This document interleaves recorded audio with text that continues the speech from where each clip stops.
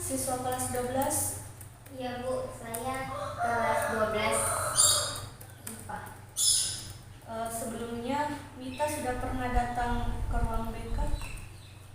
Belum Bu, ini baru pertama kalinya saya masuk ke ruang BK. Bagaimana kesanmu terhadap ruangan ini? Ruangannya cukup adem dan jauh dari keramaian, tapi sejujurnya saya sedikit takut berada di ruangan ini Bu. Kamu tidak perlu takut, teman-teman kamu juga banyak yang datang ke sini kok. Iya Bu, tapi Kamu tidak perlu takut dan ragu datang ke sini untuk berkonsultasi dengan ibu karena ibu di sini sebagai konselor. Tugas ibu berlayanan untuk membantu siswa menghadapi masalah atau sulit dalam mengambil keputusan. oh begitu ya Bu. Menurut kamu apa peranan konselor dan konseling dalam proses konseling? Menurut saya, konselor itu tugasnya menyelesaikan masalah yang dihadapi oleh siswa. Sebenarnya dan kamu katakan itu keliru. Jadi di sini ibu sebagai konselor berperan sebagai fasilitator dalam proses konseling yang membantu menemukan jalan keluar dari permasalahan yang kamu hadapi. Sedangkan kamu sendiri sebagai konseli berperan aktif untuk mengemukakan apa yang kamu alami secara jujur serta mampu menemukan sendiri jalan keluar dari permasalahan yang kamu hadapi. Seperti itu Bu. Saya akan berusaha aktif dalam proses ini Bu. Tapi saya tidak mau Bu, jangan sampai teman saya tahu Bu. Kalau soal itu kamu tidak perlu khawatir.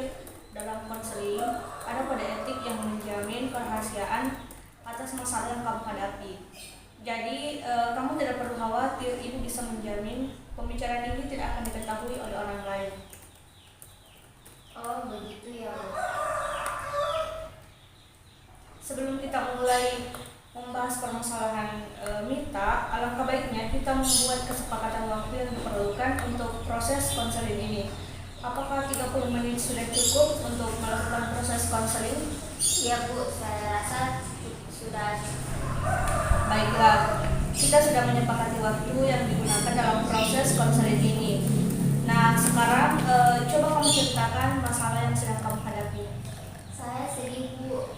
Belakangan ini saya sering dimarahi oleh guru. Sering dimarahi kenapa? Mungkin karena saya tidak mengerjakan tugas Bu.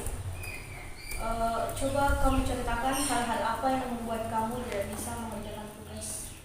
Saya merasa bosan belajar Bu, mulai dari jam 7 pagi harus belajar di sekolah, dan setelah pulang dari sekolah saya masih harus ikut les. Belum lagi saat pulang ke rumah harus mengerjakan PR. Jadi kamu merasa bosan dengan aktivitasmu yang itu saja? Iya Bu, kalau saya bosan saya lebih memilih tidur daripada mengerjakan tugas. Saya tidak ingin terlalu lelah. Saya takut nantinya akan jatuh sakit jika terlalu memaksakan diri. Saat kamu tidur lebih awal, apa kamu menggantikannya dengan bangun tengah malam atau bangun subuh untuk mengerjakan tugasmu? Tidak Bu, saya tetap bangun seperti biasanya.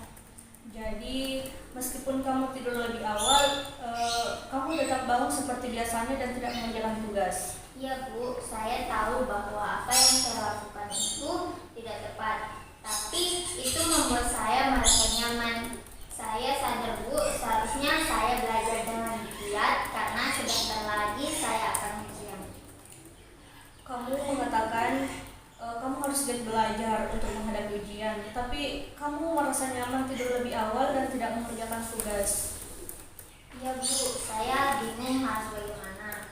Saya takut gagal saat ujian. Terus, Saya butuh motivasi yang bisa membuat saya rajin belajar. kamu butuh motivasi untuk belajar karena kamu takut akan gagal dalam ujiannya. Iya Bu, kalau saya begitu terus saya akan gagal dalam ujian. Jadi kamu merasa tertekan menghadapi ujian? Iya Bu, saya takut gagal Bu. Kalau saya gagal, orang tua saya pasti akan marah dan teman-teman akan menjauhi saya. Ibu mengerti dengan perasaanmu. Berdasarkan ceritamu, kamu mulai bosan belajar karena jadwal belajarmu terlalu padat ya. Namun, kamu merasa takut gagal dalam ujian karena tidak tahu harus bagaimana agar semangat lagi. Betul begitu? Iya Bu, memang betul. Ibu paham dengan apa yang kamu alami sekarang. Pada dasarnya, kita memang akan mudah bosan ketika menjalani aktivitas yang itu-itu saja. Apalagi di umur kamu yang sekarang ini, suka mencoba hal-hal yang baru dan menyenangkan. Orang-orang biasanya memanfaatkan weekend untuk berlibur, kumpul dengan keluarga, ataupun jalan-jalan dengan teman-teman untuk menghilangkan rasa penat karena aktivitas yang membosankan. Iya juga sih Bu. Nah, sekarang coba kamu pikirkan hal apa yang membuat kamu semangat. Biasanya saya mendengarkan musik, jalan-jalan dengan teman saya, atau nonton di bioskop. Nah, Mita sudah tahu hal yang membuat Mita bersemangat. Jadi, apa rencanamu untuk menghilangkan kebosananmu dalam belajar? Jadi saya akan mengatur ulang jadwal belajar dengan baik, merencanakan jalan-jalan bersama teman-teman saya satu weekend minimal 2 kali sebulan, dan sesekali mendengarkan musik saat mulai bosan belajar. Bagus. Kamu telah menemukan solusi yang ibu pikir sangat tepat. Dan apa kamu mau melakukannya dengan sungguh-sungguh? Tentu saja Bu, saya ingin meraih prestasi seperti dulu lagi. Ibu yakin kamu bisa. Kamu adalah murid yang berprestasi. Kamu tentu tahu apa yang terbaik untuk kamu. Baik Bu, saya senang sekali jika hal ini benar-benar bisa saya laksanakan dengan baik. Saya berjanji akan giat belajar agar bisa sukses dalam menghadapi ujian. Ibu sangat senang mendengarkan antusiasme. Nah, apa masih ada hal lain yang ingin Mita sampaikan? Saya rasa untuk saat ini sudah cukup Bu. Berhubung waktu sudah habis, mari kita akhiri proses konseling ini sampai di sini. Sebelumnya, mari kita simpulkan hasil pembicaraan kita. Di awal, Mita mengatakan bahwa prestasi Mita menurun. Semua itu diakibatkan karena Mita merasa jenuh dengan jadwal belajar yang padat dan tidak memiliki semangat belajar. Kemudian, dalam mengatasi masalah tersebut, Mita berencana untuk mengatur waktu belajarnya, menggunakan waktu jalan-jalan dengan teman-teman saat weekend, dan sesekali mendengarkan musik ketika Mita mulai bosan belajar. Bagaimana Mita? Ya Bu, saya akan berusaha agar kejenuhan belajar yang saya rasakan sekarang ini bisa segera saya atasi dan dapat semangat kembali dalam belajar. Ibu senang sekali mendengarnya. Bagaimana perasaan kita sekarang? Saya juga merasa senang dan lega Bu. Sekarang saya sudah tahu apa yang harus saya lakukan. Jadi, setelah konseling ini berakhir, rencana yang akan kamu lakukan apa?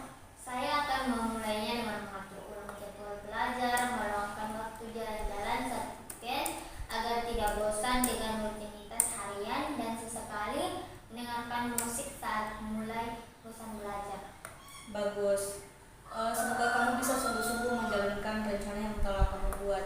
Nah, kalau begitu sesi konseling ini dapat kita akhiri, dan Mita jangan sungkan lagi untuk datang menemui Ibu jika memiliki kesulitan. Baik Bu, terima kasih banyak atas apa yang telah Ibu sampaikan.